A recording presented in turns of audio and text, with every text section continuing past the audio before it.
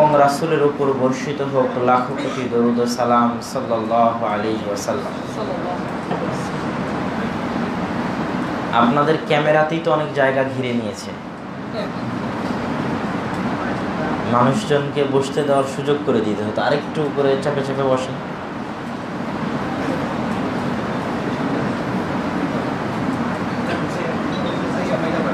ক্যামেরাও যদি দুই একটা চাপানো যায়।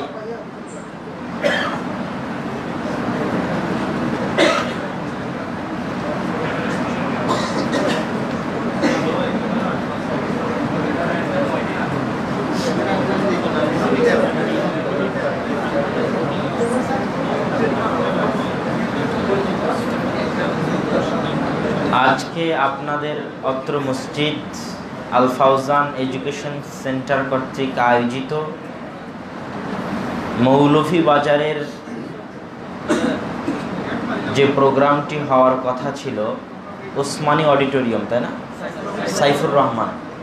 সাইফুর রহমান অডিটোরিয়ামে যে প্রোগ্রামটি হওয়ার কথা ছিল সেটি আজকে কুলাউড়া আত-তাওহীদ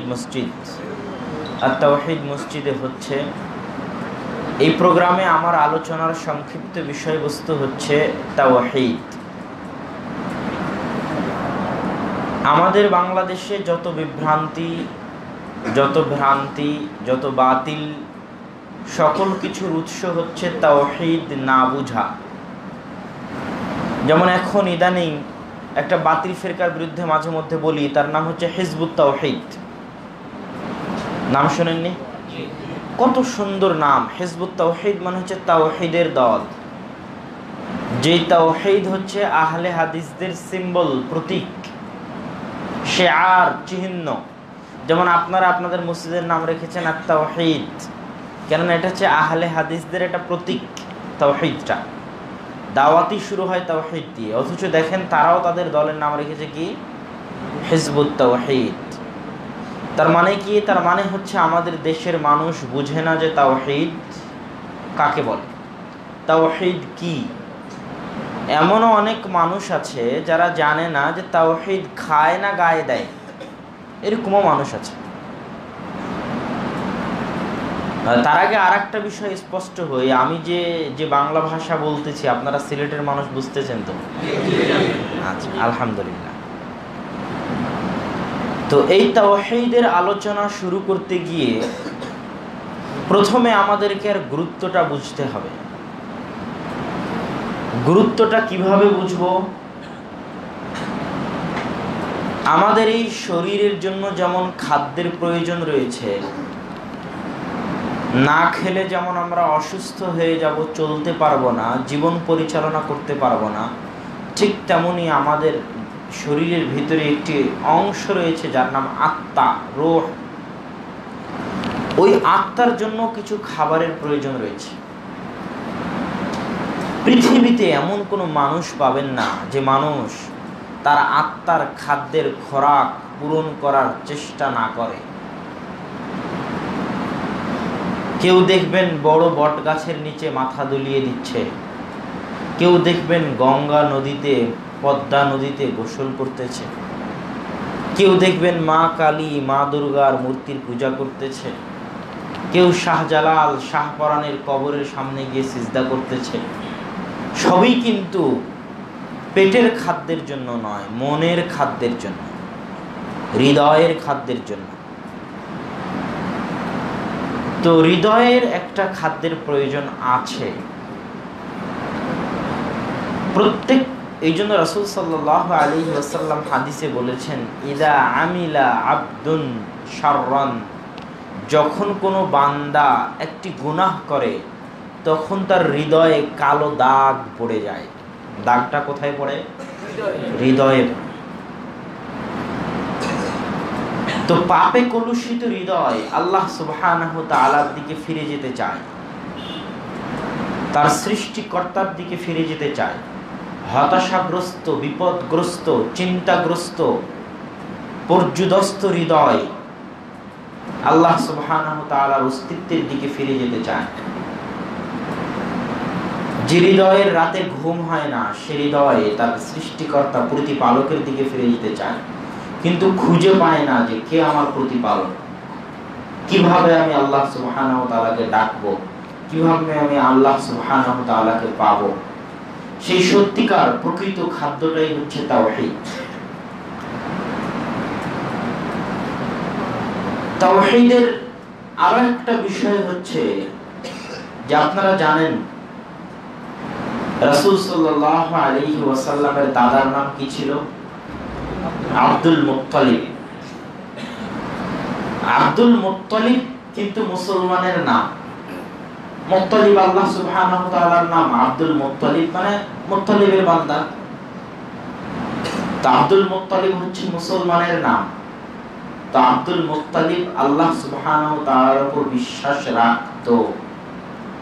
যখন আব্রাহার বাহিনী কাবা ঘর ধ্বংস করতে আসে, তখন আব্দুল মুত্তালিব বলেছে যে আল্লাহ তোমার কাবা তুমি হেফাজত করো, আমার সাধ্যে নাই। মানে আব্দুল মুত্তালিব আল্লাহ সুবহানাহু ওয়া তাআলার উপর বিশ্বাস স্থাপন করত। আবু জাহল যখন বদরের যুদ্ধে রাসূল সাল্লাল্লাহু আলাইহি ওয়াসাল্লামের বিরুদ্ধে যুদ্ধ করার জন্য অবতীর্ণ হচ্ছিল, তখন আবু জাহল কাবা ঘরে গিয়ে আল্লাহর দরবারে দোয়া করতেছিল, আল্লাহ আজকের যুদ্ধে মুহাম্মাদের বিরুদ্ধে আমাকে বিজয় দান করি। তার মানে আবু জেহেল আল্লাহর উপর বিশ্বাস স্থাপন করত। কথা কি আমার বুঝতে পারছেন? আল্লাহ সুবহানাহু ওয়া তাআলার নিকটে সবচেয়ে প্রিয় নাম কি? আব্দুল্লাহ। রাসূল সাল্লাল্লাহু আলাইহি ওয়াসাল্লামের পিতার নাম কি ছিল? আব্দুল্লাহ। মানে আল্লাহর বান্দা, মানে তারা আল্লাহ সুবহানাহু ওয়া তাআলার উপর বিশ্বাস স্থাপন করত। তারপর রাসূল সাল্লাল্লাহু আলাইহি ওয়াসাল্লাম সহিহ বুখারীর হাদিসে বলতেছে যে আবি ওয়া উম্মি কিলাহুমা ফিন্নার, আমার পিতা কি জাহান্নামে। এই জায়গায় এই কথা বললে তো গন্ডগোল শুরু হয়ে যাবে, যে জায়গায় আমরা আছি। কিন্তু সহিহ মুসলিমের হাদিস, কারো আপত্তি থাকলে সে হাদিস পড়ে হাদিস খুলে দেখতে পারে। তো রাসূল সাল্লাল্লাহু আলাইহি ওয়াসাল্লামের পিতা আল্লাহর উপর বিশ্বাস স্থাপন করত, আবু জেহেল আল্লাহর উপর বিশ্বাস স্থাপন করত, আব্দুল মুত্তালিব আল্লাহর উপর বিশ্বাস স্থাপন করত। তারপর আবু জেহেল কেন কাফের? তারপর আব্দুল্লাহ কেন জাহান্নামী? তারপর মুহাম্মদ সাল্লাল্লাহু আলাইহি ওয়াসাল্লাম কেন তাদের বিরুদ্ধে যুদ্ধে অবতীর্ণ হলো? কেন মুহাম্মদ সাল্লাল্লাহু আলাইহি ওয়াসাল্লাম তাদের দাওয়াতি কাজ তাদের মধ্যে চালিয়ে যাচ্ছিলেন? একই অবস্থা ছিল চিরযুগে, চিরদিন। সেটা কি? যে এই যুগেও আছে 90% মানুষ, 80% মানুষ তাদের ঈমান হচ্ছে আবু জেহেলের ঈমানের মতো ঈমান। তাদের ঈমান হচ্ছে আবু লাহাবের আল্লাহর উপর বিশ্বাসের মতো বিশ্বাস। এই মৌলভীবাজার, কুলাউড়া বলেন, সিলেট বলেন, এই অঞ্চলে আরো বেশি। তারা মনে করে আমি মুসলিম, অথচ তাদের বিশ্বাসটা আল্লাহর উপর ওই রকম যেরকম ছিল আবু জেহেলের বিশ্বাস, যেরকম ছিল আব্দুল মুত্তালিবের বিশ্বাস, যেরকম ছিল আবু লাহাবের বিশ্বাস।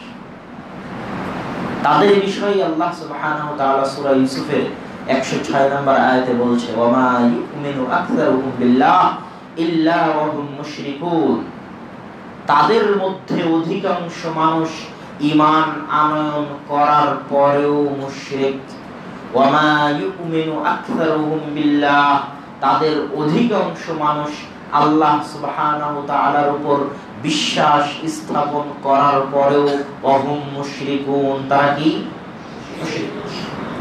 অধিকাংশ মানুষ মুশরিক আল্লাহর উপর বিশ্বাস করার পরে। কে বলছে? আল্লাহ সুবহানাহু ওয়া তাআলা বলছে। কিভাবে সম্ভব? মানুষ তাওহীদ বুঝে না, তাই সম্ভব। তাওহীদ কয় প্রকার বলেন তো? কি কি প্রকার? তাওহীদুর রুবুবিয়্যাহ, তাওহীদুল উলুহিয়্যাহ, তাওহীদুল আসমাই ওয়াস সিফাত। আল্লাহ সুবহানাহু ওয়া তাআলাকে রব হিসেবে বিশ্বাস করা, আল্লাহ সুবহানাহু ওয়া তাআলাকে ইলাহ হিসেবে বিশ্বাস করা, আল্লাহ সুবহানাহু ওয়া তাআলার নাম ও গুণাবলী, তিনটা প্রকার। তো এই দেশের মানুষ বুঝতে পারে না যে আল্লাহকে রব হিসেবে বিশ্বাস করা আর আল্লাহকে ইলাহ হিসেবে বিশ্বাস করা, এর মধ্যে আবার কিসের পার্থক্য?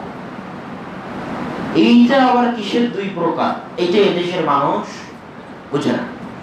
না বুঝার কারণেই অধিকাংশ মানুষ ঈমান আনয়ন করার পরেও মুশরিক।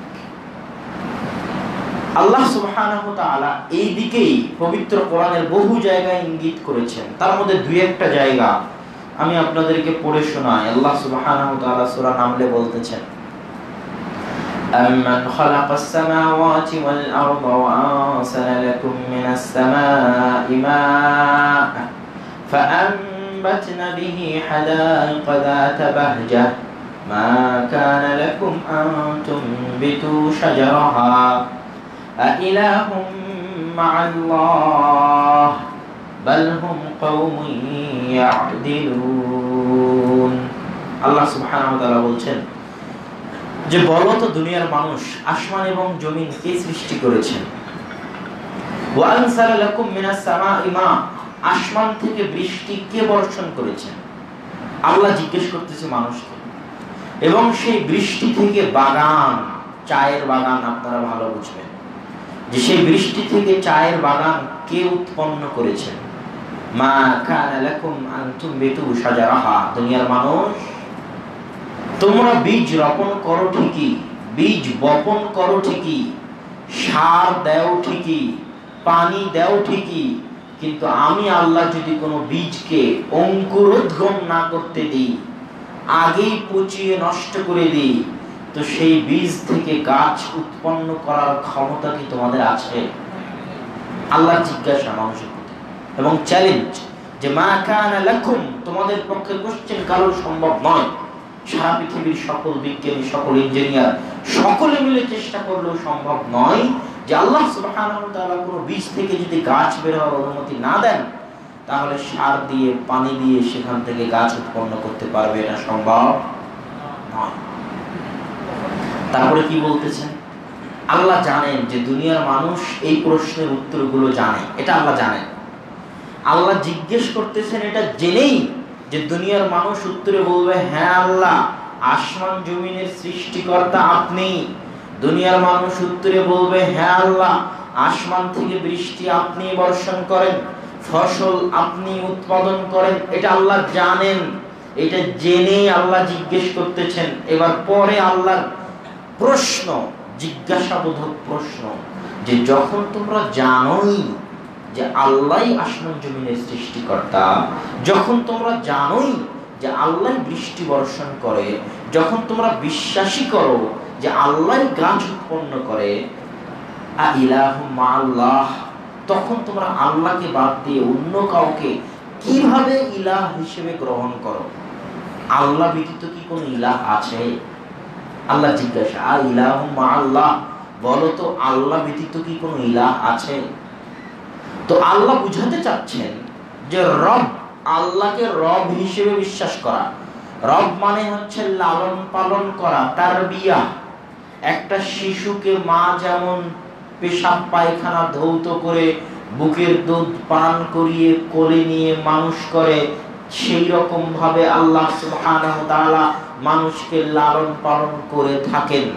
আল্লাহর জমিনে, আল্লাহর আসমানের ছায়ায়, আল্লাহর সূর্যের আলোতে, আল্লাহর অক্সিজেনের বাতাস, আল্লাহর রুজি, আল্লাহর রুটি, আল্লাহর ফসল, আল্লাহর ফলাদি, সব কিছুকে নিয়ে মানুষ জীবন ধারণ করতেছে। মানে মানুষের রব, প্রতিপালনকারীকে আল্লাহ সুবহানাহু ওয়া তাআলা। তো মানুষ এটা বুঝে, মানুষ এটা জানে, এই জন্য আল্লাহ বলতেছেন যে আসমান জমিন সৃষ্টি করেছে আমি, এটা তুমি বিশ্বাস করো, মানে আমাকে রব হিসেবে বিশ্বাস করো। গাছ থেকে ফসল আমি ফলাই, এটা তুমি বিশ্বাস করো, মানে আমাকে রব হিসেবে বিশ্বাস করো। গাছ আমি উৎপন্ন করি, আসমান থেকে বৃষ্টি আমি বর্ষণ করি, এটা তুমি বিশ্বাস করো, মানে আমাকে রব হিসেবে বিশ্বাস করো, কিন্তু আমাকে ইলাহ হিসেবে বিশ্বাস করো না। এই জন্য আল্লাহ জিজ্ঞেস করতেছে যে আমাকে রব হিসেবে বিশ্বাস করার পরেও তোমরা কি বলতে চাও যে আমি ব্যতীত কোনো ইলাহ আছে? কথা মনে হয় বুঝাতে পারি না, কথা কি বুঝতে পারছেন? আচ্ছা, তারপরের আয়াত আল্লাহ সুবহানাহু ওয়া তাআলা বলছেন, আম্মান জাআলাল আরদা কারারা, পৃথিবীকে কে শূন্যে স্থির করেছে? আল্লাহ জিজ্ঞাসা, পৃথিবী কিন্তু শূন্যে আছে। আল্লাহ সুবহানাহু ওয়া তাআলা নিজে বলতেছে যে পৃথিবীকে শূন্যে কে স্থির করেছে? আল্লাহ। কিভাবে শূন্য আছে? আল্লাহ সুবহানাহু ওয়া তাআলা সূরা কারিআর মধ্যে বলছেন, ইয়াউমা ইয়াকুনুন নাসু কাল ফারাশিল মাবথুস ওয়া তাকুনুল জিবালু কাল ইহনিল মানফুশ। যেই দিন মানুষ হবে কীট পতঙ্গের ন্যায়, পঙ্গপালের ন্যায়, মশা মাছির ন্যায়, পোকা মাকড়ের ন্যায়।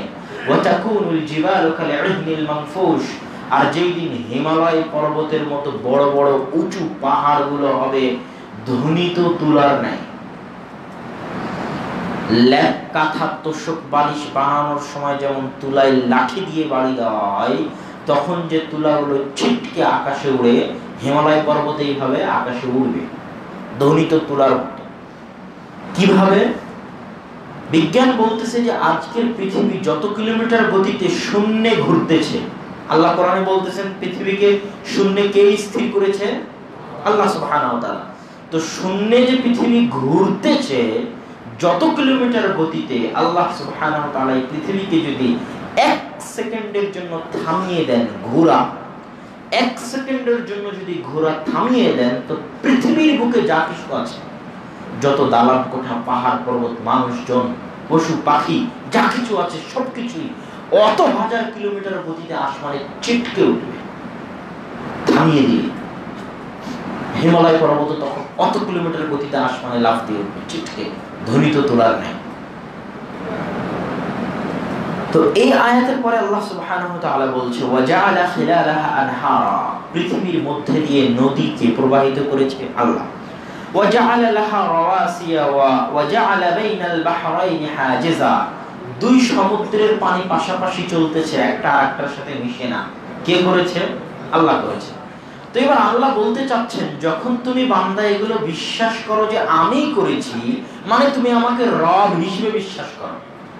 আমি যেহেতু পৃথিবীর স্থিরকারী, আমি যখন নদী নালার সৃষ্টিকারী, আমি যখন সবকিছু, মানে তুমি আমাকে রব হিসেবে বিশ্বাস করো।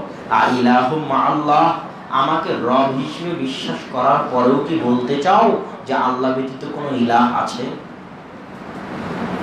মানে মানুষ আল্লাহকে রব হিসেবে বিশ্বাস করলেও ইলাহ হিসেবে বিশ্বাস করে না। এই জন্য আপনাদের নিকটে প্রশ্ন, যে আমাদের কালেমা তাইয়্যিবা যেটা পড়ে মানুষ মুসলমান হয়, সেটাতে কি আল্লাহ সুবহানাহু ওয়া তাআলা বলেছে যে লা রাব্বা ইল্লাল্লাহ? এটা কি কালেমা? কি কালেমা বলেন তো?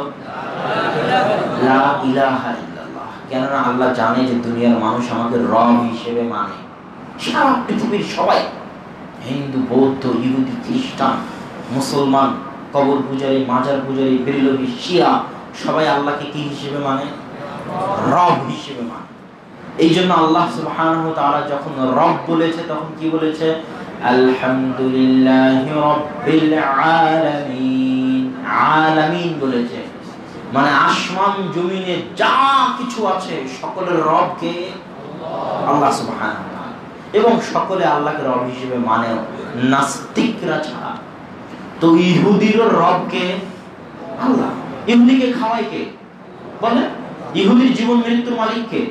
আল্লাহ। ইহুদি কার জমিনে চলে? আল্লাহর জমিনে। নাস্তিকেরও রব কে? আল্লাহ। নাস্তিককে খাওয়ায় কে? আল্লাহ।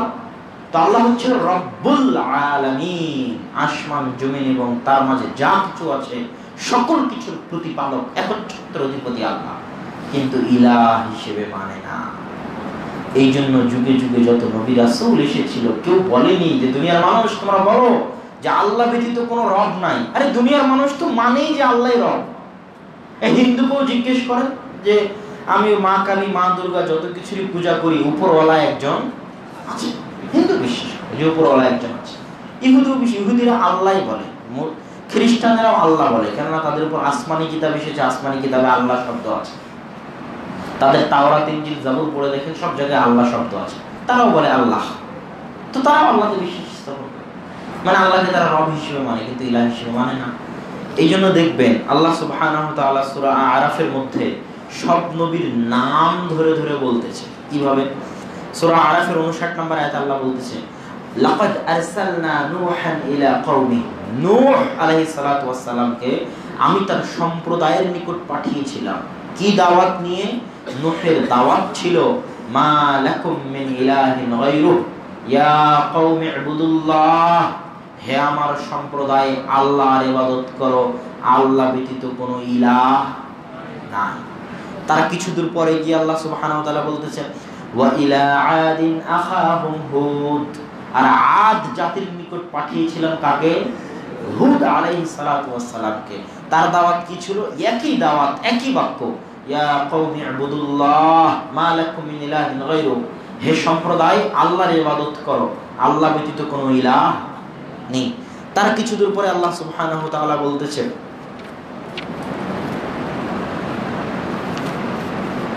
ওয়া ইলা সামুদ আখাহুম সালেহ, সামুদ জাতির নিকট পাঠিয়েছিলাম কাকে?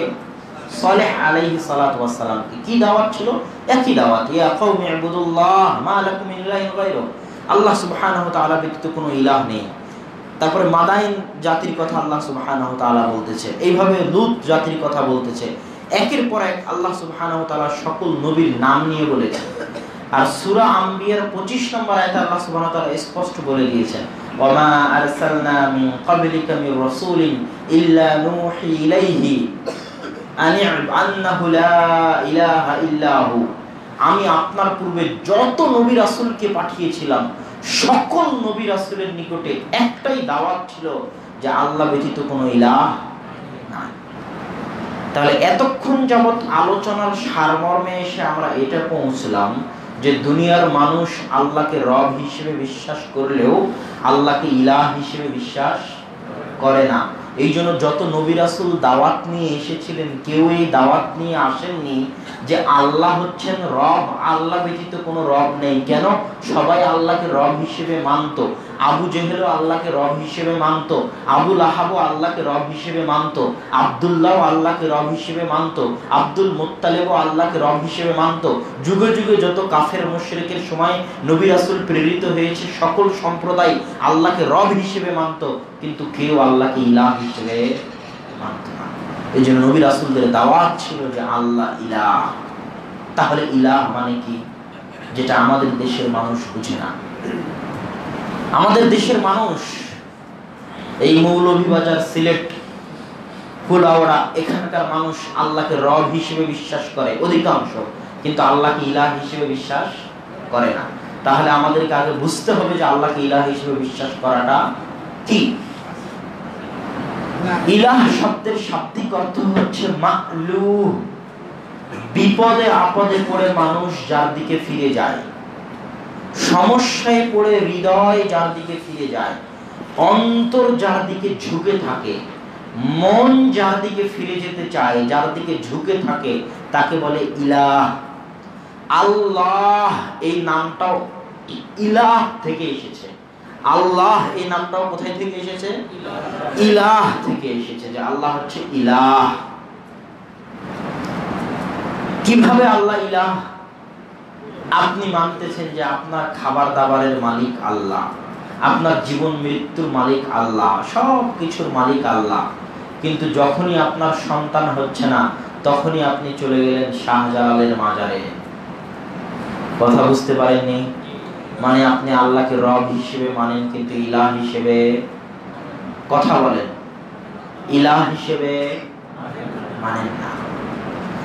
আপনি বলতেছেন যে আল্লাহ আমাকে খাওয়ায়, আল্লাহ আমাকে পড়ায়, সবকিছুই আল্লাহ, কিন্তু অসুখ বিসুখ হলো চলে গেলেন তাবিজ কবজের কাছে, এখানে একটা তাবিজ লাগাইছেন, গলায় একটা তাবিজ লাগিয়েছেন, মানে আপনি আল্লাহকে রব হিসেবে বিশ্বাস করলেও আল্লাহকে ইলাহ হিসেবে বিশ্বাস করেন না। আপনি শিখা অনির্বাণ জ্বালিয়ে রেখেছেন, আগুন যেন ক্ষতি না হয়, তার মানে আপনি আল্লাহ সুবহানাহু ওয়া তাআলাকে কপালে কালো টিপ দিয়েছে যেন নজর না লাগে। আছে না নাই বলেন? হাজার হাজার কুসংস্কারে বিশ্বাস স্থাপন করেন যে হাত থেকে প্লেট পড়ে গেল মানে মেহমান আসবে, অমুক পাখি ডাকলো মানে এটা হবে, সকালে বের হয়ে কিছু দেখেই আজকের দিনটাই খারাপ, এই জাতীয় কথা আছে না নাই? এগুলো সবই প্রমাণ করে যে আপনি আল্লাহকে রব হিসেবে বিশ্বাস করলেও আল্লাহকে ইলাহ হিসেবে বিশ্বাস করেন না। এই জন্য আল্লাহ বলতেছেন ওমা ইউমিনু আকতারুহুম বিল্লাহ ইল্লা ওয়া হুম মুশরিকুন, তাদের অধিকাংশ মানুষ আল্লাহর উপর ঈমান আনয়ন করার পরেও কি মুশরিক। কিভাবে মুশরিক? মুশরিক কাকে বলে বলেন দেখি? মুশরিক কাকে বলে? যে শিরক করে তাকে বলে মুশরিক।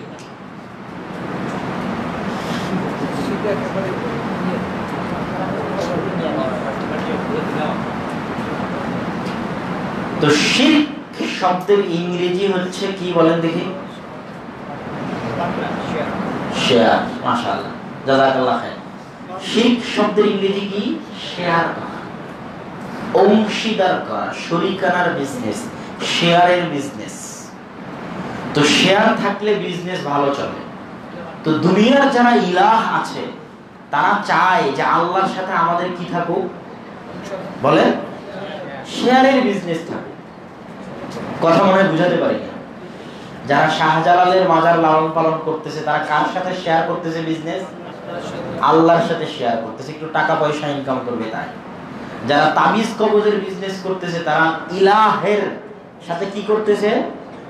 শেয়ার করতেছে, যে আমিও ইলাহের একটা অংশ, আমার কাছে আসলেও কিছু পাবে।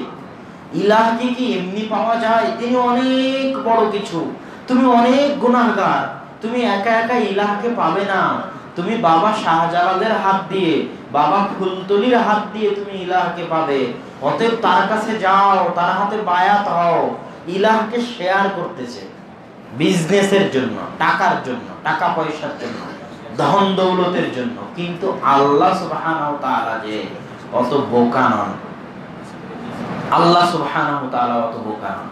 কিয়ামত পর্যন্ত যে কেউ আরবি ভাষা শিখবে, যে কেউ কিয়ামত পর্যন্ত, সে যদি কালেমার বাক্য নিয়ে গবেষণা করে, তো এদেশের মাটিতে যত মাজার আছে, যত বেদাত আছে, যত ইলাহ আছে, যারা আল্লাহর সাথে নিজেদের ইলাহকে শেয়ার করতেছে, সবকে লাঠি দিয়ে পিষে ভেঙে দিবে। যদি শুধু কালেমা তাইয়্যিবা আরবি শিখার পর বুঝে যে কালেমা তাইয়্যিবা কি। আল্লাহ অত বোকা নন। আল্লাহ চাইলে বলতে পারতেন যে আন্নাল্লাহ ইলাহ, যে আল্লাহ হচ্ছেন ইলাহ। শুধু বলতে পারতেন আল্লাহু ইলাহ, আল্লাহ হচ্ছেন ইলাহ। কত ছোট বাক্য যে দুনিয়ার মানুষ আল্লাহু ইলাহ, আল্লাহ হচ্ছেন ইলাহ, আল্লাহ তা বলেননি। আল্লাহ কি বলেছেন? লা ইলাহা ইল্লাল্লাহ। এই বাক্য যদি দুনিয়ার মানুষ যেদিনই আরবি শিখুক, যে সময়ে আরবি শিখুক, এই বাক্য শিখলে ওর তাওহীদ শিখা হয়ে গেছে। এই বাক্যে আল্লাহ কি বলতেছে? আরবি গঠন প্রণালীর একটা গঠন প্রণালী হচ্ছে হাসর, সীমাবদ্ধ করে দেওয়া। কোনো কিছুকে সীমাবদ্ধ করতে চাইলে, যেমন আমি বললাম যে আজকে আপনাদের দাওয়াত, তো এই কথাটা হচ্ছে আম, ব্যাপক, কোনো সীমাবদ্ধ করলাম না। আমি বললাম যে কুলাউড়াবাসীর দাওয়াত, এই বাক্যটাও কিছুটা আম, কিছুটা ব্যাপক, কিন্তু আমি বলে দিলাম যে কুলাউড়াবাসী ছাড়া আর কারো দাওয়াত নয়। কথা মনে বুঝাতে পারি? তো আল্লাহ সুবহানাহু ওয়া তাআলা এভাবে বলেননি যে আল্লাহ ইলাহ। কি বলেছেন? লা ইলাহা, আগে না, নেই কোনো ইলাহ। দুনিয়ার মানুষ তোমরা যাকে যাকে ইলাহের হক দাও, যাকে যাকে ইলাহের অংশ দাও, যার যার সাথে ইলাহ শেয়ার করো, এই রকম যত ইলাহ পৃথিবীর বুকে আছে, লা ইলাহা, আগে সব ইলাহকে মাটির সাথে মিশিয়ে দাও। কোনো ইলাহই নাই। ইল্লাল্লাহ, শুধুই শুধু একমাত্র ওয়ানলি ওয়ান ইলাহকে আল্লাহ সুবহানাহু ওয়া তাআলা। যদি আল্লাহ বাক্যটা এভাবে না বলতেন তাহলে এই অর্থ আসতো না। ওয়ানলি ওয়ান, একমাত্র বোঝার জন্য আল্লাহ বাক্যটা এভাবে বানিয়েছেন। কি এই বাক্যের অর্থ? যে একজন ইলাহ হওয়ার যে হক আছে, ইলাহ হওয়ার যে অধিকার আছে, আল্লাহ যে ইলাহ, তো আল্লাহর হক আছে, আল্লাহর অধিকার আছে দুনিয়ার মানুষের উপর। আল্লাহর এই হক, আল্লাহর এই অধিকার দুনিয়ার মানুষ বিন্দু মাত্র, জাররা পরিমাণ, সরিষার সম পরিমাণ আল্লাহর ইলাহ হওয়ার হকের বিন্দু মাত্র, জাররা পরিমাণ, সরিষার সম পরিমাণ দুনিয়ার মানুষ যদি কাউকে দেয় তাহলে সে শিরকের গুনাহে লিপ্ত হলো। আল্লাহর ইলাহের হকের সাথে বিন্দু মাত্র অন্যের সাথে শেয়ার করলো, আল্লাহ এটা বরদাস্ত করবেন না। এইজন্য আল্লাহ সুবহানাহু ওয়া তাআলা বলেন ইন্নাল্লাহা লা ইয়াগফিরু আন ইউশরিকা বিহি ওয়া ইয়াগফিরু মা দুনা যালিকা লিমান ইয়াশা। আল্লাহ সকল গুনাহ ক্ষমা করতে রাজি আছেন, কিন্তু শিরকের গুনাহ ক্ষমা করবেন না। ইয়া বানি আদম লাউ আতাইতানি বিকুরাবিল আরদি খাতায়া, হে আদম সন্তান, কিয়ামতের মাঠে যদি আসমান জমিন ভর্তি পাপ নিয়ে উপস্থিত হও আর সেই পাপের মধ্যে শিরকের গুনাহ না থাকে, লা আতাইতুকা বিকুরাবিল আরদি মাগফিরা, আমি কিয়ামতের মাঠে আসমান জমিন ভর্তি ক্ষমা নিয়ে উপস্থিত হব। এইজন্য আল্লাহ সূরা লুকমানে বলেছেন ইয়া বুনাইয়া লা তুশরিক বিল্লাহ ইন্নাশ শিরকা লাযুলমুন আযীম, হে বৎস শিরক করিও না, শিরক হচ্ছে মহা অত্যাচার। আল্লাহ বলেননি যে মহা গুনাহ, আল্লাহ বলেছেন জুলুম, অত্যাচার, অত্যাচার। শিরক কি? জুলুম। লাযুলমুন আযীম, শিরক হচ্ছে জুলুম, অত্যাচার। মানুষ যেমন মানুষের টাকা পয়সা কেড়ে নিয়ে অত্যাচার করে, মানুষ যেমন মানুষকে দুইটা থাপ্পড় দিয়ে অত্যাচার করে, মানুষ যেমন আরেক মানুষকে অন্যায়ভাবে তার হক ছিনিয়ে নিয়ে অত্যাচার করে, ঠিক তেমনি ভাবে মানুষ আল্লাহর উপর অত্যাচার করে, আল্লাহর উপর জুলুম করে। কিভাবে? আল্লাহর ইলাহ হওয়ার যে হকগুলো রয়েছে, এই হকগুলোর বিন্দু মাত্র জাররা পরিমাণ, সরিষার দানা পরিমাণ অন্য কাউকে দিয়ে, নগণ্য মানুষ শুক্রকীট দিয়ে তৈরি হয়েছে, এখনই প্যারালাইসিস, ক্যান্সার রোগে, হার্ট অ্যাটাক রোগে আক্রান্ত হলে হাসপাতালের বিছানায় পড়ে কাতরাবে, এরকম নগণ্য দুর্বল মানুষ মহা পরাক্রমশালী সত্তা, মহাবিশ্বের একচ্ছত্র অধিপতি আল্লাহ সুবহানাহু ওয়া তাআলার অধিকার নিয়ে ছিনিমিনি খেলে, এর চেয়ে বড় অত্যাচার হতে পারে না। আমি কি 1850 গাড়ি, 1850 গাড়ি নাম্বার রাস্তায় রাখা আছে। আপনি ড্রাইভারকে অনুরোধ করা যাচ্ছে আপনি তাড়াতাড়ি করে 1850 গাড়ি নাম্বারের গাড়িটি সরান রাস্তা থেকে।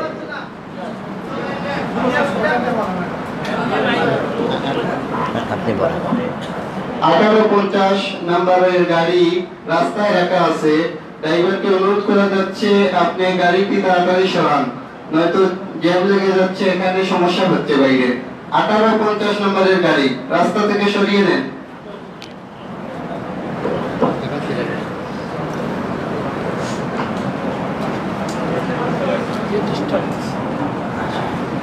তো আমরা আলোচনা করতেছিলাম শিরক, যে শিরক কি বলেন তো? শিরক কি? অত্যাচার করা। শিরক কি? কার উপর অত্যাচার? আল্লাহর উপর অত্যাচার। মানে যত ওলিয়া উলিয়া, পীর মাজার, দরগা বাবা আছে, আর কার উপর অত্যাচার করতেছে? আল্লাহর উপর। এই জন্য শিরকের গুনাহ আল্লাহ রাসূল বরদাশত করতেন না, সহ্য হতো না আল্লাহ রাসূলের। কেন? এটা আল্লাহর উপর অত্যাচার, কেমনে সহ্য হয়? যার ভিতরে বিন্দু মাত্র ঈমান আছে, সেই অত্যাচার সহ্য করতে পারবে না। এই জন্য রাসূল সাল্লাল্লাহু আলাইহি ওয়াসাল্লাম কাবা ঘরের মধ্যে থাকা তার পিতা, আদি পিতা নবী ইব্রাহিম আলাইহিস সালাতু ওয়াস সালামের মূর্তিকে নিজে হাতে ভেঙে খান খান করেছেন। তার আদি পিতা নবী ইসমাঈল আলাইহিস সালাতু ওয়াস সালামের মূর্তিকে নিজে হাতে ভেঙে খান খান করেছেন। কেন? এটা অত্যাচার, আল্লাহর উপর অত্যাচার। আল্লাহর উপর অত্যাচার কেমনে বরদাস্ত করা যায়, কেমনে সহ্য করা যায়? এই জন্য রাসূল সাল্লাল্লাহু আলাইহি ওয়াসাল্লাম বলেছেন, আলী তুমি ছাড়বে না কোনো উঁচু কবর, ভেঙে কি করবে? সমান করে দিবে। ছাড়বে না কোনো মূর্তি, ভেঙে কি করে দিবে? খান খান করে দিবে। আল্লাহর রাসূল যদি আজকে জীবিত থাকতেন, তাহলে এইভাবে আলীকে পাঠিয়ে এ দেশের যত মাজার আছে সব ভেঙে কি করতেন? কি করতেন বলেন তো? ভেঙে সমান করতেন। কে? আল্লাহ রাসূল। আমি বলিনি, আল্লাহ রাসূলের হাদিস। আল্লাহ রাসূল তাই করতেন। কেননা এগুলো হচ্ছে আল্লাহর উপর অত্যাচার করা, আর আল্লাহর উপর অত্যাচার আল্লাহ রাসূল বরদাস্ত করতে পারেন না। সম্মানিত উপস্থিতি, আমরা তাওহীদের আলোচনা করতেছিলাম। তো একটা প্রকার আমরা বুঝলাম যে আল্লাহ সুবহানাহু ওয়া তাআলাকে রব হিসেবে বিশ্বাস করা। আর একটা প্রকার আমরা বুঝলাম আল্লাহ সুবহানাহু ওয়া তাআলাকে কি হিসেবে বিশ্বাস করা? ইলাহ হিসেবে বিশ্বাস করা। আল্লাহ সুবহানাহু ওয়া তাআলাকে ইলাহ হিসেবে বিশ্বাস করার এই জায়গায় আরো দুই তিনটা জরুরি কথা। এক নাম্বার হচ্ছে আল্লাহ সুবহানাহু ওয়া তাআলাকে ইলাহ হিসেবে বিশ্বাস করার ফজিলত কি। আব্দুল্লাহ ইবনে আমর ইবনে আল-আস রাদিয়াল্লাহু তাআলা আনহু থেকে বর্ণিত, তিনি বলেন রাসূল সাল্লাল্লাহু আলাইহি ওয়াসাল্লাম বলছেন, ইসাহু ইয়াউমাল কিয়ামাতি রাজুলুম মিন উম্মতি আলা রুউসিল খালায়েক, কিয়ামতের মাঠে আল্লাহ সুবহানাহু ওয়া তাআলা আমার উম্মতের একজন ব্যক্তিকে সারা দুনিয়ার সকল মানুষের সামনে ডাকবেন, আহ্বান করবেন। ফায়ুনশারু লাহু 99 সিজিল্লান, অতঃপর তার সামনে 99টা ফাইল খোলা হবে। 99টা রেজিস্টার খাতাও হতে পারে, 99টা ফাইল অডিও ফাইলও হতে পারে, 99টা ফাইল ভিডিও ফাইলও হতে পারে। মানুষ যদি সিসি ক্যামেরা চালাতে পারে তো আল্লাহ ভিডিও করতে পারে না? তো 99টা ফাইল ভিডিও ফাইলও হতে পারে, রেজিস্টার খাতাও হতে পারে, অডিও ফাইলও হতে পারে, আল্লাহ ভালো জানে। 99টা ফাইল তার সামনে খোলা হবে। ফায়ুসআল হাল তুনকিরু মিন হাদা শাই, আল্লাহ সুবহানাহু ওয়া তাআলা তাকে জিজ্ঞেস করবেন, এই 99টা ফাইলে যত গুনাহ লেখা আছে এই গুনাহগুলোর একটা গুনাহ কি তুমি অস্বীকার করতে পারো? তখন সে বলবে লা, না হে আল্লাহ, এই ফাইলে যত গুনাহ লেখা আছে 99টা ফাইলে সব গুনাহ আমি করেছি। তখন আল্লাহ সুবহানাহু ওয়া তাআলা জিজ্ঞেস করবেন, হাল্লাকা উযরুন, এই ফাইলে যা লেখা আছে যে গুনাহ, এই গুনাহগুলোর জন্য কি তোমার কোনো ওজর আছে যে আল্লাহ এই কারণে এই বিপদে এই সমস্যায় পড়ে এই গুনাহ করেছি, না হলে করতাম না, এইরকম কোনো ওজর কি আছে? বলবে লা, না আল্লাহ এইরকম কোনো ওজর নাই। তখন আল্লাহ সুবহানাহু ওয়া তাআলা জিজ্ঞেস করবেন, হাল্লাকা হাসানা, বান্দা তোমার কি কোনো নেকি আছে যেই নেকি বলার কারণে আজকে আমি তোমাকে মুক্তি দিতে পারি, দুনিয়াতে এমন কোনো নেকি কি তুমি করেছো? তখন বান্দা বলবে লা, না আল্লাহ দুনিয়াতে এমন কোনো নেকির কথাও মনে পড়ে না। 99টা ফাইলে যত গুনাহ লেখা আছে অস্বীকারও করতে পারছি না, কোনো ওজরও পেশ করতে পারছি না, আবার কোনো নেকির কথাও বলতে পারছি না যে নেকি আমি দুনিয়ার মাটিতে করেছি। তো বান্দা মহা বিপদে। আল্লাহ সুবহানাহু ওয়া তাআলা বলেন, ইনদানা লাকা হাসানা, বান্দা আমাদের নিকটে তোমার একটা নেকি আছে। কি সেই নেকি? তাওহীদের নেকি। কি সেই নেকি বলেন তো? তাওহীদের নেকি। তো একটা বেতাকা চিঠি আনা হবে, সেই চিঠি খোলা হবে, সেই চিঠিতে ওই নেকিটা লেখা থাকবে। সেই নেকিটা হচ্ছে তাওহীদের নেকি। চুরি করেছে, ডাকাতি করেছে, বাটপারি করেছে, জেনা করেছে, সুদ খেয়েছে, হয়তো দেখা যাচ্ছে এমন কোনো গুনাহ নাই যে গুনাহ সে বাদ রেখেছে, সব গুনাহই করেছে, কিন্তু ওই হুজুরের মতো মাজারে গিয়ে কোনোদিন সিজদা দেয়নি। পাগল জাহেল মানুষ, জানে না, কিন্তু এতটুকু তার হৃদয় ঠিকই আছে যে সিজদা যদি কোনোদিন করা লাগে তো কার কাছে করব? আল্লাহর সামনে করব। কোনো কিছু যদি কোনোদিন চাওয়া লাগে তো কার কাছে চাইবো? আল্লাহর কাছে চাইবো। জীবনে কোনোদিন কোনো তাবিজ কবজে বিশ্বাস করেনি, কোনো পীর মাজার দরগায় বিশ্বাস করেনি, হুজুর বিশ্বাস করতে পারে, কিন্তু এই জাহেল গুনাহগার আল্লাহর বান্দা আল্লাহর ইলাহ হওয়ার যে হক রয়েছে, এই হকগুলো থেকে অন্য কাউকে সাথে বিন্দু মাত্র শেয়ার করেনি। এই তাওহীদের এই নেকিকে আল্লাহ এক পাল্লায় রেখে দিবেন আর সব গুনাহকে এক পাল্লায় রেখে দিবেন। ফাতাকুলাত, তাওহীদের এই নেকির পাল্লা ভারী হয়ে যাবে। তাওহীদের ফজিলত। এই জন্য রাসূল সাল্লাল্লাহু আলাইহি ওয়াসাল্লাম বলেছেন, মান মাতা ইউশরিক বিল্লাহ লা ইয়াদখুলুল জান্নাহ, যে মারা গেল কিন্তু আল্লাহর সাথে কাউকে শরীক করলো সে জান্নাতে যাবে না। এই জন্য সহিহ বুখারীর 44 নম্বর হাদিসে রাসূল সাল্লাল্লাহু আলাইহি ওয়াসাল্লাম বলেছেন, কি বলেছেন? যে মান কানা ফি কলবিহি মিসকালা যাররাতিন মিন ঈমান, যার অন্তরে বিন্দু মাত্র ঈমান আছে, আল্লাহ তাকে কিয়ামতের দিন জাহান্নামের আগুন থেকে বাঁচাবেন। জাহান্নামের আগুনে জ্বলতে জ্বলতে যখন গুনাহ শেষ হয়ে যাবে কিন্তু হৃদয়ে তাওহীদের বিশ্বাস ছিল, ইলাহ হিসেবে কাকে মানত? আল্লাহকে মানত, তো আল্লাহ সুবহানাহু ওয়া তাআলা তাকে একদিন জাহান্নাম থেকে বের করবেন তার এই আল্লাহকে ইলাহ হিসেবে বিশ্বাস করার কারণে। সম্মানিত উপস্থিতি, আল্লাহ সুবহানাহু ওয়া তাআলার ইলাহ হওয়া নিয়ে এখানে আরেকটা কথা বলি। ভারত পাকিস্তান যখন ভাগ হয়, আলাদা হয়, ভারত পাকিস্তান, তখন পাকিস্তান আলাদা করার জন্য মুসলমানদের জন্য আলাদা দেশ চাই, মর্মে পাকিস্তান আলাদা হওয়া। মিস্টার জিন্নাহ সহ মুসলিম নেতারা যখন আন্দোলন করতেছিল মুসলিম লীগের, তখন কংগ্রেসের একজন বড় নেতা পণ্ডিত জওহরলাল নেহেরু, ইন্দিরা গান্ধীর বাবা পণ্ডিত জওহরলাল নেহেরু ছিল কংগ্রেসে। তিনি চাইতেন না যে ভারত ভাগ হোক ধর্মের উপর ভিত্তি করে। তো তখন তিনি কোন এক বক্তব্যে বলেছিলেন যে মুসলমান ভাই, তোমরা যে আলাদা রাষ্ট্র চাচ্ছ, তো আমি তো মুসলমান আর হিন্দুর মধ্যে কোনো পার্থক্য দেখতে পাই না। পার্থক্য দেখতে পেলে না হয় বলতাম যে তোমাদের আলাদা আলাদা রাষ্ট্রের দরকার আছে। আমি তো হিন্দু মুসলমানের মধ্যে কোনো পার্থক্য দেখি না, তাহলে আলাদা রাষ্ট্র দিয়ে কি করবা? मुझे हिंदू मुस्लिम में कोई फर्क नजर नहीं आता। हिंदू मुसलमाনের মধ্যে আমি কোনো পার্থক্য দেখি না। हिंदू मिट्टी के ऊपर रखकर पूजते हैं, हिंदू माटिर ऊपर मूर्ति बनिए पूजा करे, और मुसलमान मिट्टी के नीचे रखकर पूजते हैं, और मुसलमान माटिर नीचे শুয়ে থাকা মৃত বাবার পূজা করে। কথা বুঝেননি? হিন্দু মুসলমানের কোনো পার্থক্য আছে? কি পার্থক্য? হিন্দুরা মাটির উপর কি বানিয়েছে? মূর্তি বানিয়েছে, মা কালী মা দুর্গার মূর্তি বানিয়েছে। আর মুসলমানেরা মাটির নিচে বাবা বানিয়েছে, বাবা অমুক বাবা অমুক বাবা অমুক। এটা মাটির তৈরি করা মূর্তি, এটা মৃত একজন বাবা মাটির নিচে শুয়ে আছে। এই তো পার্থক্য, আর কোনো পার্থক্য কি আছে? পণ্ডিত জওহরলাল নেহেরুর কথা কি ভুল? ঠিক। তাহলে এখনো যদি হিন্দুই থেকে গেলেন, তাহলে মুসলমান কবে হবে? মুসলমান হওয়ার চেষ্টা করেন। লা ইলাহা ইল্লাল্লাহ, আল্লাহর এই কালেমা বুঝে বিশ্বাস করে। এই জন্যই তো সেই যুগের কাফেররা সহ্য করতে পারেনি। লা ইলাহা ইল্লাল্লাহ এমন কি কালেমা ছিল যে তারা সহ্য করতে পারলো না? তারাও তো আল্লাহর উপর বিশ্বাস স্থাপন করত। কালেমা যে অনেক কঠিন, অনেক ভয়াবহ।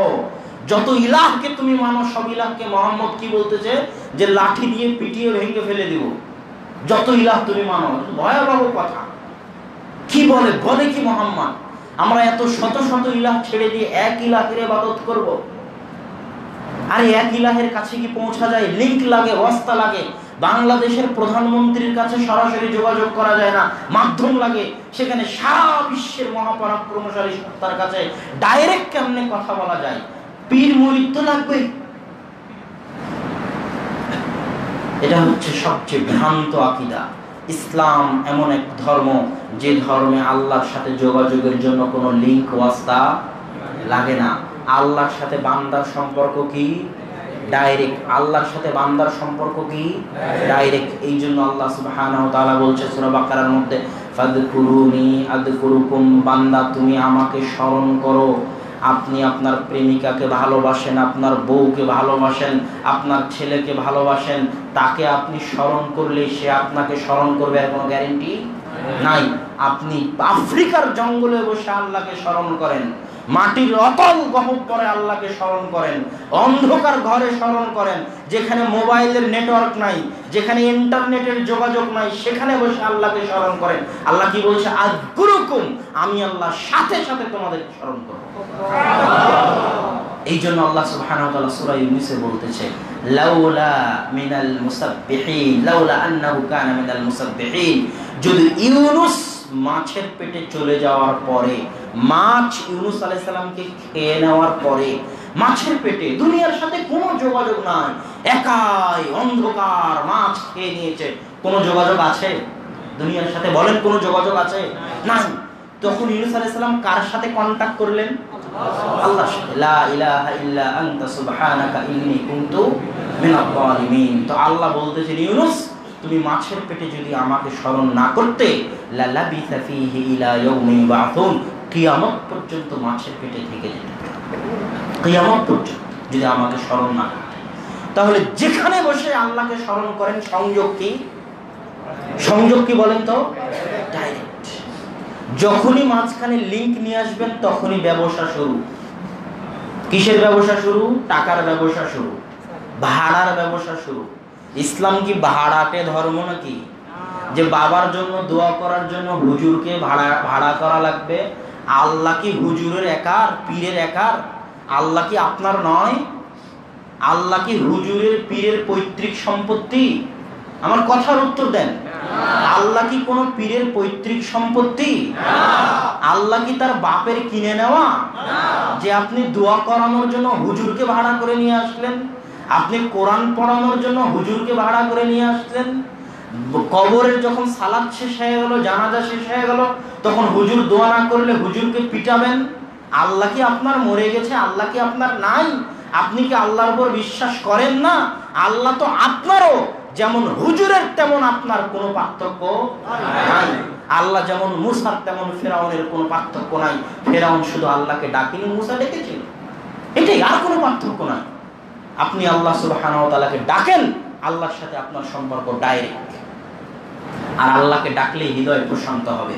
আল্লাহ সুবহানাহু ওয়া তাআলা বলছেন, আলা বিযিকরিল্লাহি তাতমাইন্নুল কুলুব।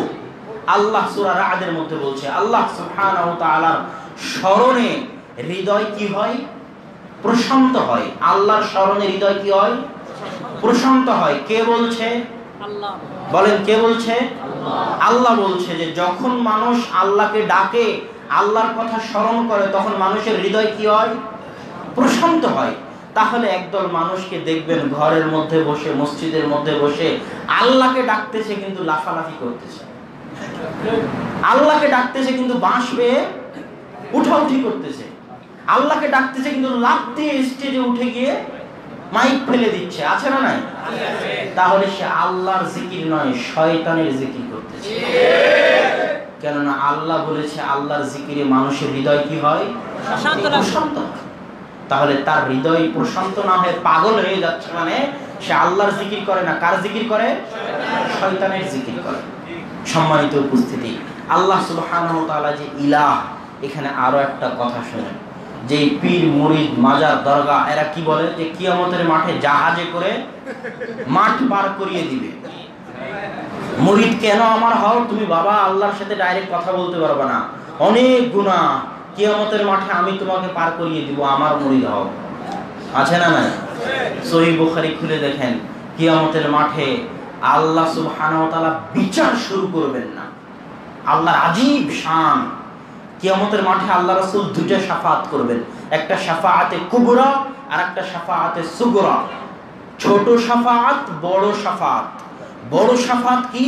কিয়ামতের মাঠ, মানুষ হতবিহ্বল, বিচার শুরু হয় না, অনেক কষ্ট, মাথার উপর সূর্য, গুটি কয়েক মানুষ আল্লাহর আরশের ছায়া আছে, মানুষ ক্লান্ত, হতবিহ্বল, কিন্তু আল্লাহ বিচার শুরু করে না।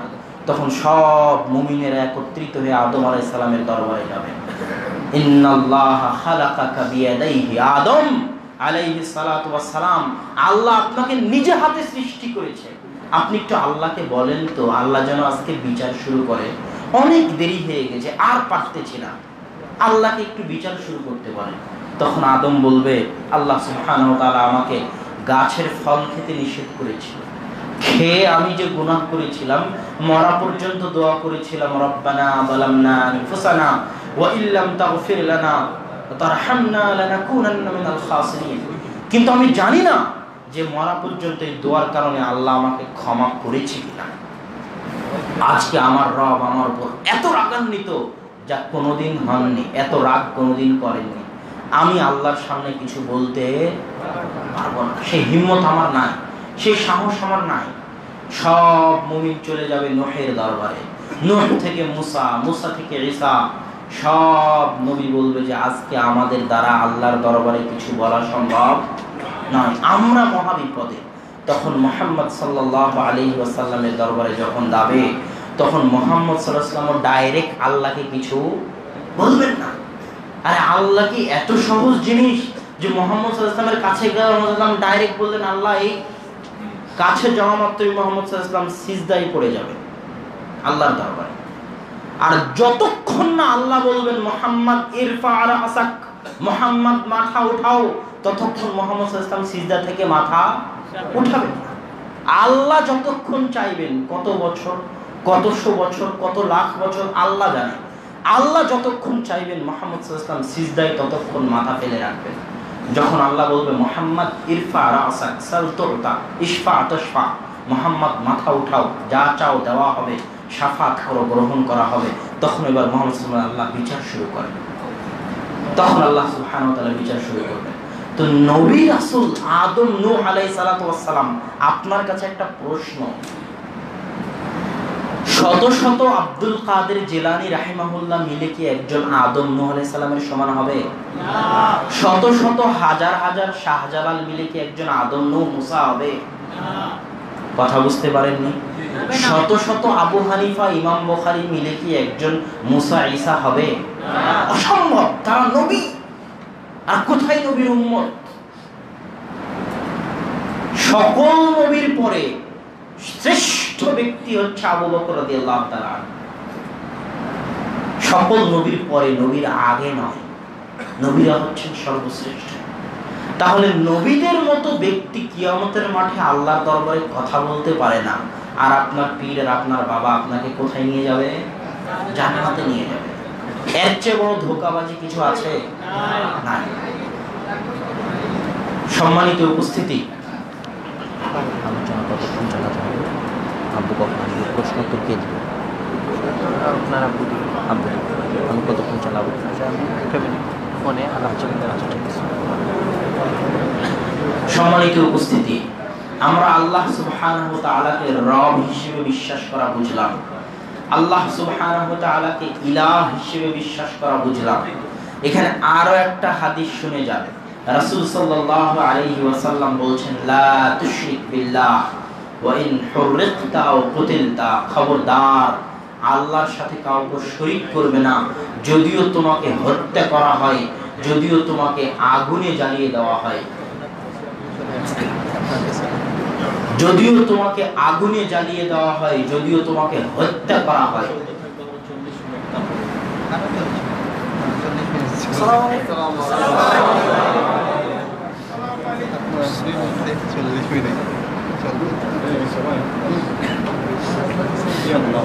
না না এবার ওই কোণে দেখা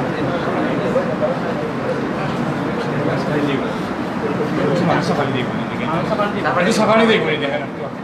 তোরা একটা সকালে দেখবো ওদিকে আছে আপনারা ওদিকে ওদিকে ওদিকে খালি আছে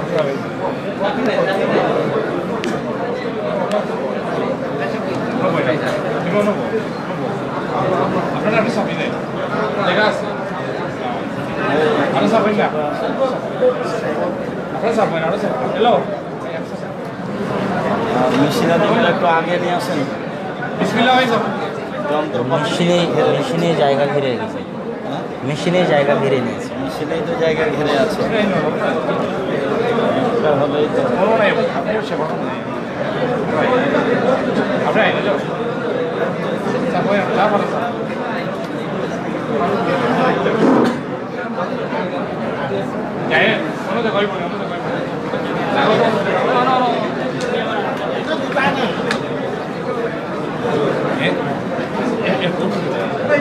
একটু পিছিয়ে মানে আপনারা এক হাত পিছিয়ে একটু পিছিয়ে আরো দেখি ও ঠিক আছে ও ঠিক আছে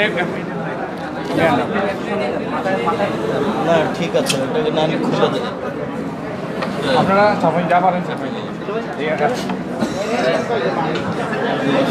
আপনারা এত কষ্ট করে খুবই সাফাই হালকা আরো চেপে আসেন, আপনারা আরো সামনে আসেন, আপনাদের এই মেশিনারি গুলো আরো সামনে নেন, আমরা তো পিছিয়ে চলে আসলাম।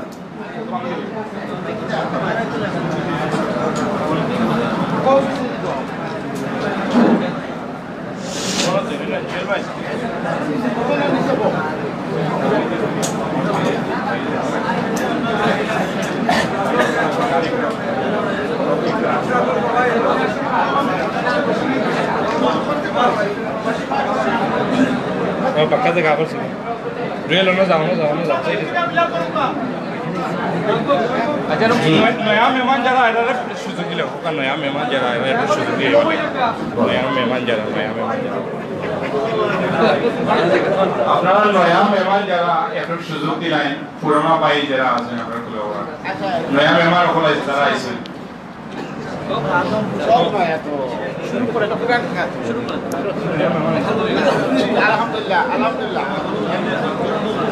যে আমি আপনাদেরকে কি আল্লাহ সুবহানাহু ওয়া তাআলার তাওহীদ, যে আল্লাহকে রব হিসেবে বিশ্বাস করা কি আর আল্লাহকে ইলাহ হিসেবে বিশ্বাস করা কি বুঝাতে পেরেছি?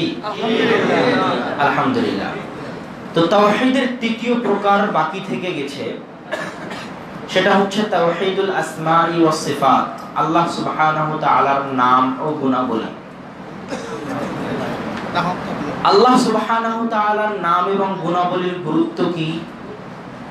আপনি যে আল্লাহ সুবহানাহু ওয়া তাআলাকে দেখেননি কোনোদিন, না দেখে বিশ্বাস করেছেন, মুহাম্মদ সাল্লাল্লাহু আলাইহি ওয়াসাল্লামকে দেখেননি কোনোদিন, না দেখে বিশ্বাস করেছেন, তো যাকে আপনি দেখেননি তাকে আপনি চিনবেন কিভাবে? তার নাম দিয়ে, তার গুণ দিয়ে। যাকে কোনোদিন দেখেননি তাকে কি দিয়ে চিনবেন? তার নাম এবং তার গুণ। তো আল্লাহ সুবহানাহু ওয়া তাআলাকে দেখা আমাদের দ্বারা সম্ভব নয়, তো আমরা আল্লাহ সুবহানাহু ওয়া তাআলাকে চিনব কি দিয়ে? আল্লাহর নাম এবং আল্লাহর গুণ দিয়ে। তো আল্লাহ সুবহানাহু ওয়া তাআলার নাম এবং তার গুণের গুরুত্ব অপরিসীম। রাসূল সাল্লাল্লাহু আলাইহি ওয়াসাল্লাম বলতেছেন যে মান ক্বারা সূরাতুল ইখলাস দুবুরা কুল্লি সালাতিন, যে ব্যক্তি প্রত্যেক সালাতের পরে আয়াতুল কুরসি পাঠ করলো, লা ইয়ামনাউহু মিন দুখুলিল জান্নাহ ইল্লাল মাউত, তাকে জান্নাতে যেতে বাধা দিবে না কিছুই, তার মৃত্যু ব্যতীত। তার মানে সে ব্যক্তি জান্নাতে চলেই গেছে, যায়নি কেন? মরেনি তাই। তো আয়াতুল কুরসির মধ্যে এমন কি আছে? এই ছোট্ট একটা আয়াত, একটি মাত্র আয়াত, যার এত ফজিলত। এই আয়াতের মধ্যে কোনো সালাত সিয়ামের কথা নাই, হজ যাকাতের কথা নাই, হালাল হারামের কথা নাই, পরকালের কথা নাই, জান্নাত জাহান্নামের কথা নাই। এই আয়াতের শুরু থেকে নিয়ে শেষ পর্যন্ত শুধুমাত্র একমাত্র আল্লাহ সুবহানাহু ওয়া তাআলার নাম এবং গুণাবলী আছে। এই জন্য এই আয়াতের এত ফজিলত। কুল হুয়াল্লাহু আহাদ, সূরা ইখলাস, এই সূরা সম্পর্কে রাসূল সাল্লাল্লাহু আলাইহি ওয়াসাল্লাম সহিহ মুসলিমের হাদিসে বলতেছেন তা'দিলু সুলুসাল কোরআন, যে ব্যক্তি একবার সূরা ইখলাস পাঠ করলো সে যেন পবিত্র কোরআনের 3 ভাগের 1 ভাগ পাঠ করলো। আর যে ব্যক্তি সূরা ইখলাস 3 বার পাঠ করলো সে যেন পবিত্র কোরআন, যার প্রতি হরফে 10 নেকি রয়েছে, সম্পূর্ণ কোরআন একবার পাঠ করলে যত নেকি, সূরা ইখলাস 3 বার পাঠ করলে তত নেকি। সূরা ইখলাসের মধ্যে কি আছে? কিছুই নাই। সালাত সিয়াম হজ যাকাত কিছু নেই, শুধু আল্লাহ সুবহানাহু ওয়া তাআলার নাম এবং গুণাবলী আছে। এই বিষয়ে আমার বিস্তারিত বক্তব্য পাবেন, আপনারা যারা ইউটিউব ব্যবহার করেন সেখান থেকে দেখবেন। আমি শুধু গুরুত্বটা বুঝিয়ে দিচ্ছি আপনাদেরকে। আরেক হাদিসে রাসূল সাল্লাল্লাহু আলাইহি ওয়াসাল্লাম বলছেন ইন্না লিল্লাহি 99 আসমা, আল্লাহ সুবহানাহু ওয়া তাআলার 99টি নাম রয়েছে। মান আহসাহা দাখালাল জান্নাহ, যে ব্যক্তি 99টি নাম আয়ত্ত করে নিল সে জান্নাতে চলে গেল। শুধু আল্লাহর নাম আয়ত্ত করে নিল তো জান্নাতে চলে গেল। আল্লাহর নামের এত গুরুত্ব। পৃথিবীতে যত বরকত আছে সকল বরকতের উৎস হচ্ছে কে? আল্লাহ সুবহানাহু ওয়া তাআলা। মক্কায় বরকত আছে, মদিনায় বরকত আছে, ইয়েমেন সিরিয়াতে বরকত আছে, কোরআনে বরকত আছে, কোরআন বরকতময়, যেখানে কোরআন পড়া হবে সেখানে বরকত অবতীর্ণ হবে। যত বরকত আছে, রাসূল সাল্লাল্লাহু আলাইহি ওয়াসাল্লাম বরকতময়, যত বরকত আছে সব বরকতের উৎপত্তি কোথায়? আল্লাহ সুবহানাহু ওয়া তাআলা। এই জন্য আল্লাহর নাম বরকতময়, আল্লাহর কালাম কথা বরকতময়, আল্লাহ সুবহানাহু ওয়া তাআলার গুণ সংশ্লিষ্ট যে নাম আছে ওগুলো বরকতময়। যেখানে বলা হবে বরকত হবে। বিসমিল্লাহ, আল্লাহর নামে যে কাজ শুরু করবেন সে কাজে কি হবে? বরকত হবে। এটা হচ্ছে আল্লাহর নামের গুরুত্ব। আল্লাহ সুবহানাহু ওয়া তাআলার নামে যে প্রাণী জবে করা হয়নি ওই প্রাণীকে হালাল নয়। এটা হচ্ছে আল্লাহর নামের গুরুত্ব, যে আল্লাহ সুবহানাহু ওয়া তাআলার নামে জবে না করা পর্যন্ত হালাল নয়। তো আল্লাহ সুবহানাহু ওয়া তাআলার নাম এবং গুণাবলীর গুরুত্ব অপরিসীম। আমরা যদি তাওহীদ রুবুবিয়্যার যে আলোচনা করলাম, তাওহীদ উলুহিয়্যার যে আলোচনা করলাম, ততক্ষণ পর্যন্ত আমরা পরিপূর্ণভাবে আল্লাহকে রব হিসেবে বিশ্বাস করতে পারবো না, আল্লাহকে ইলাহ হিসেবে বিশ্বাস করতে পারবো না, যতক্ষণ না আমরা আল্লাহ সুবহানাহু ওয়া তাআলার নাম এবং গুণাবলীগুলো জানবো। জানলে বিশ্বাস করা সুবিধা হবে। যেমন আল্লাহ সুবহানাহু ওয়া তাআলার একটা গুণাবলী কি? আল্লাহু মুগীস। আল্লাহ হচ্ছেন বিপদে পড়লে উদ্ধারকারী, এটা আল্লাহর নাম। মুগীসুন কার নাম? আল্লাহর নাম। বিপদে পড়লে উদ্ধারকারী। তো আমি তো জানি না যে আল্লাহ বিপদে পড়লে উদ্ধারকারী, এই জন্য তো আমি বলি গাউসুল আজম পীর আব্দুল কাদের জিলানী। গাউসুল আজম মানে যে বিপদে পড়লে উদ্ধার করে, নাউজুবিল্লাহ। যদি আমি জানতাম যে আল্লাহ সুবহানাহু ওয়া তাআলা বিপদে পড়লে উদ্ধার করেন, তাহলে আমি আব্দুল কাদের জিলানীকে গাউসুল আজম বলতাম না। সম্মানিত উপস্থিতি, তো আল্লাহ সুবহানাহু ওয়া তাআলার নাম এবং গুণাবলী আমাদের জানতে হবে। তাওহীদের আলোচনার সাথে সংশ্লিষ্ট আরেকটা জরুরি কথা, যেটা দিয়ে আলোচনা শুরু করেছিলাম, যে এদেশের মানুষ তাওহীদ বুঝে না। বাক্য শুরু করেছিলাম এটা দিয়ে যে হিজবুত তাওহীদ, তারা তাদের দলের নাম কি রেখেছে? হিজবুত তাওহীদ। তাহলে তাদের তাওহীদ দিয়ে উদ্দেশ্য কি? প্রশ্ন বুঝতে পারেননি? হিজবুত তাওহীদের তাওহীদ দিয়ে উদ্দেশ্য কি? হিজবুত তাওহীদের তাওহীদ দিয়ে উদ্দেশ্য হচ্ছে তাওহীদ আল হাকিমিয়্যাহ, ভ্রান্ত তাওহীদ। এই তাওহীদটা মূল তাওহীদের মধ্যে অটোমেটিক আসে, কিন্তু যারা ইকামতে দ্বীনের অর্থ বুঝতে পারেনি, যারা ইকামতে দ্বীনের অর্থ বুঝতে ভুল করেছে, সেই খারেজিরা, সেই শিয়ারা এবং তথাকথিত ইসলামী রাজনীতিবিদরা এবং হিজবুত তাওহীদরা ইকামতে দ্বীন, দ্বীনের একটা অংশ হচ্ছে রাষ্ট্রে দ্বীন বাস্তবায়ন। এই রাষ্ট্রে দ্বীন বাস্তবায়নটাকে তারা তাওহীদ মনে করে নিয়েছে, যে এটাই হচ্ছে তাওহীদের সবকিছু। কে শাহজালালের মাজারে গিয়ে সিজদা করলো কি করলো না, কেউ আল্লাহর ইবাদত করলো কি করলো না, 5 ওয়াক্ত সালাত আদায় করলো কি করলো না, এর সাথে কোনো সম্পর্ক নাই। রাষ্ট্রে ইসলাম আছে কিনা এর সাথে সম্পর্ক। কথা মনে হয় বুঝাতে পারিনি। শাহজালালের মাজারে সিজদা করলেও কোনো সমস্যা নাই, শত শত মাজার থাকলেও কোনো সমস্যা নাই। আল্লাহর সাথে শিরক হলেও, আল্লাহর উপর জুলুম হলেও আসল তাওহীদ লা ইলাহা ইল্লাল্লাহ এটা নষ্ট হয়ে গেলেও যদি নামকা ওয়াস্তে থাকে যে হ্যাঁ রাষ্ট্র ধর্ম ইসলাম, এদেশে ইসলাম আছে, তাহলে সব তাওহীদ বাস্তবায়ন হয়ে গেল।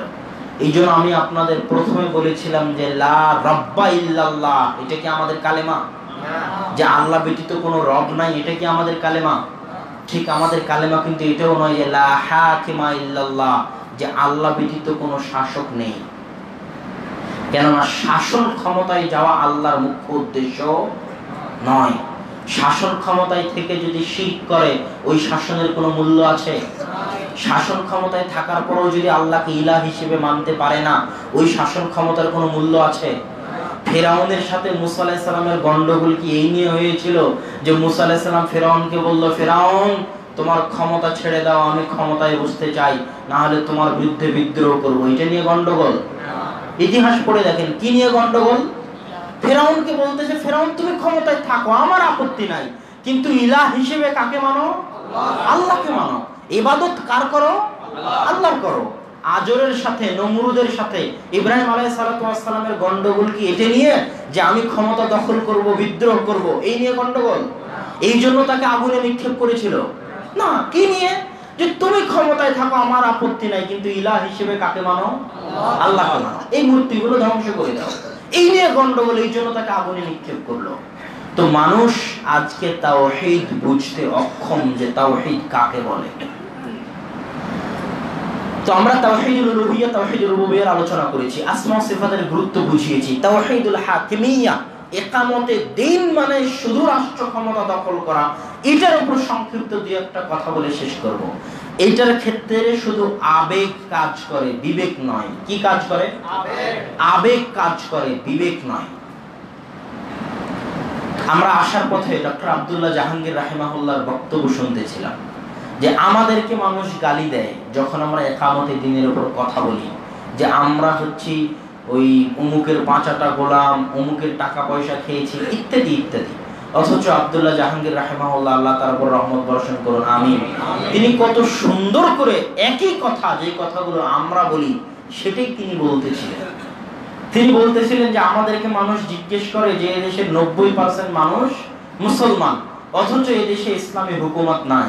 তখন আব্দুল্লাহ জাহাঙ্গীর রাহিমাহুল্লাহ বলতেছে যে কে বলেছে তোমাকে এদেশের 90% মানুষ মুসলমান? এদেশের 90% মানুষ কোরআন পড়া জানে না, এদেশের 90% মানুষ তাওহীদ কি বুঝে না, এদেশের 90% মানুষ শিরক করে, দিন দিন প্রত্যেক দিন ঘন্টায় ঘন্টায় সেকেন্ডে সেকেন্ডে শিরক করে। এদেশের 90% মানুষ সালাত আদায় করে না। তুমি কেমনে বলো এদেশের 90% মানুষ মুসলমান?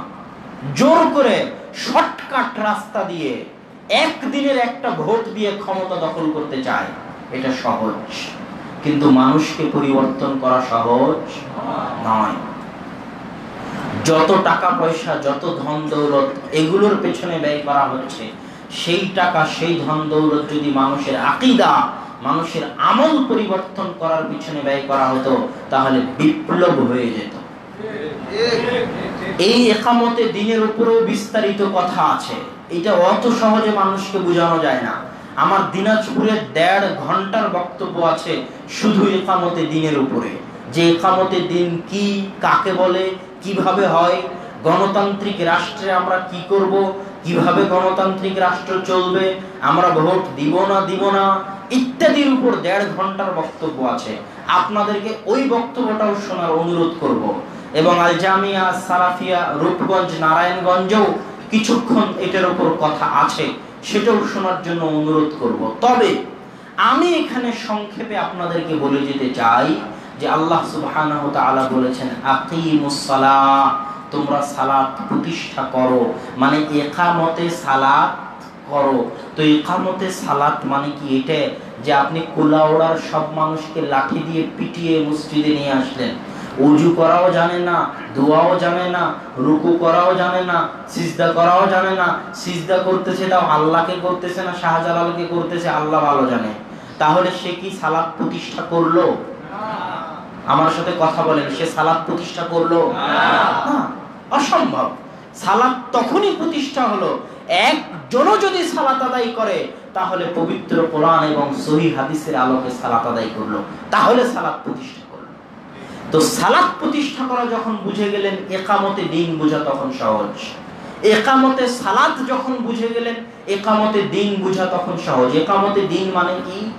জন্ম থেকে মৃত্যু পর্যন্ত, পায়ের পাতা থেকে নিয়ে মাথার চাঁদি পর্যন্ত, জীবনের প্রত্যেক পদক্ষেপে, সকাল থেকে সন্ধ্যা পর্যন্ত প্রত্যেক পদক্ষেপে, প্রতি ধাপে ধাপে ইসলামের যে হুকুম আহকাম আছে, বিধান আছে, ওগুলো মানার নাম হচ্ছে ইকামতে দ্বীন। আমি কি বুঝাতে পেরেছি? সেটার একটা অংশ হচ্ছে রাষ্ট্রে ইসলাম, সেটার একটা কি অংশ, সেটা আল্লাহ চাইলে যখন দিবেন তখন, সেটার একটা অংশ হচ্ছে রাষ্ট্রে ইসলাম। আপনি হরতাল করলেন, হরতাল করা কি হারাম না হালাল? হারাম। তাহলে কেউ যদি হরতাল করে মানে ইসলামের আইন লঙ্ঘন করলো, মানে ইকামতে দ্বীনের লঙ্ঘন করলো। কিসের লঙ্ঘন করলো? ইকামতে দ্বীন। কেন ইকামতে দ্বীন মানে কি? যে প্রত্যেক পদক্ষেপে ইসলাম মানার নাম কি? ইকামতে দ্বীন। তো আপনি হরতাল করলেন মানে ইসলামের একটা বিধান লঙ্ঘন করলেন, মানে আপনি ইকামতে দ্বীনের লঙ্ঘন করলেন। তো ইকামতে দ্বীনের লঙ্ঘন করে কি করে আপনি ইকামতে দ্বীন করতে চান?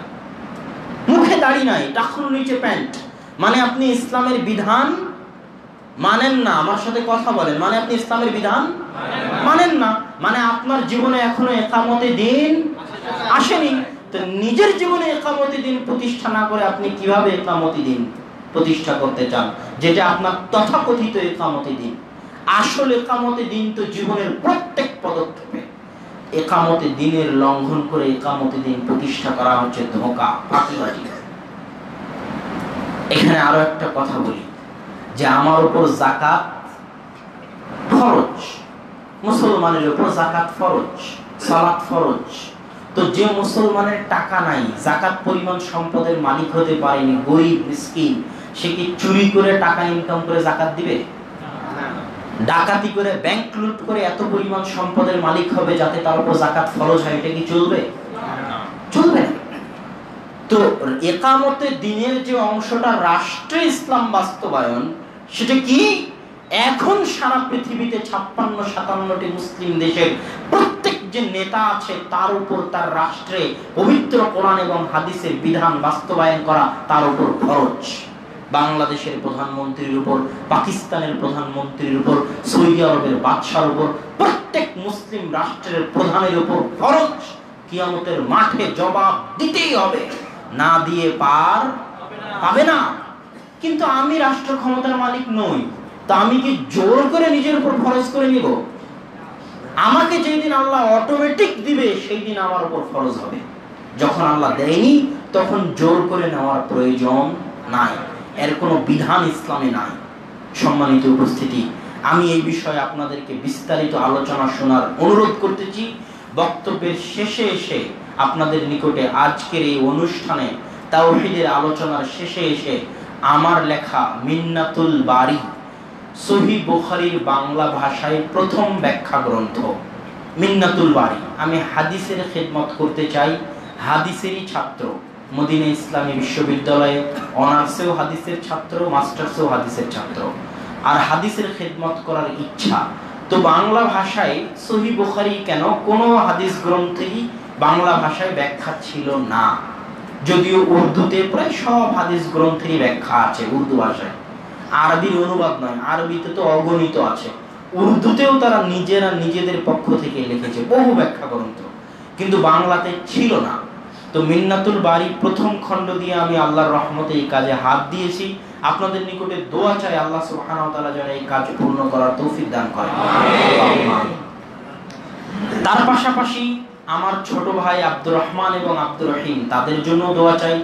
আব্দুর রহমান জামিয়া সালাফিয়া বানারস, ভারতে আহলে হাদিসদের সবচেয়ে বড় প্রতিষ্ঠান। বানারস শহরে আহলে হাদিসদের ভারতে সবচেয়ে বড় প্রতিষ্ঠানের নাম হচ্ছে জামিয়া সালাফিয়া। সেখান থেকে এবার দাওরা শেষ করতেছে, আর 2-3 মাসের মধ্যে শেষ হবে ইনশাআল্লাহ।